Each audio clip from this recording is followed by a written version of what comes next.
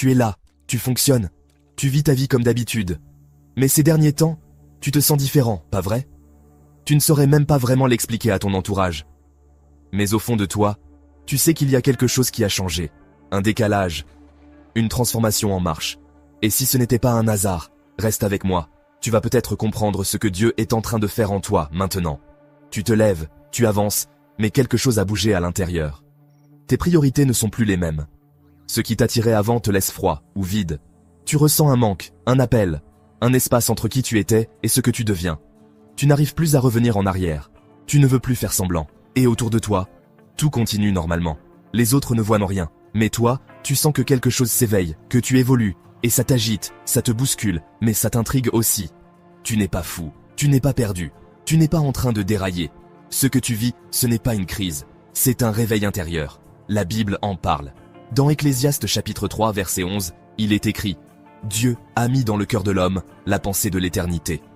Cette sensation de décalage, ce besoin de profondeur, cette envie de sens, c'est ton âme qui a soif de plus. C'est le Saint-Esprit qui t'attire doucement vers Dieu, qui t'invite à ne plus te contenter de ce qui est superficiel, mais à vivre une relation plus vraie, plus intime, plus profonde avec lui.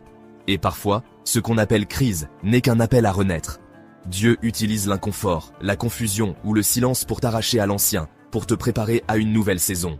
Et peut-être que tu es déjà en train d'y entrer, même si tu ne le vois pas encore clairement. Alors, que faire quand tu te sens comme ça? D'abord, ne fuis pas. Ne te méfie pas de ce que tu ressens. C'est une invitation divine. Laisse Dieu t'enseigner dans cette zone floue. Prends juste quelques minutes pour prier, sans pression. Parle-lui avec tes mots, même s'ils sont maladroits. Lis un verset, écris ce que tu ressens, ou reste simplement en silence devant lui. Et surtout, entoure-toi de personnes qui nourrissent ta foi.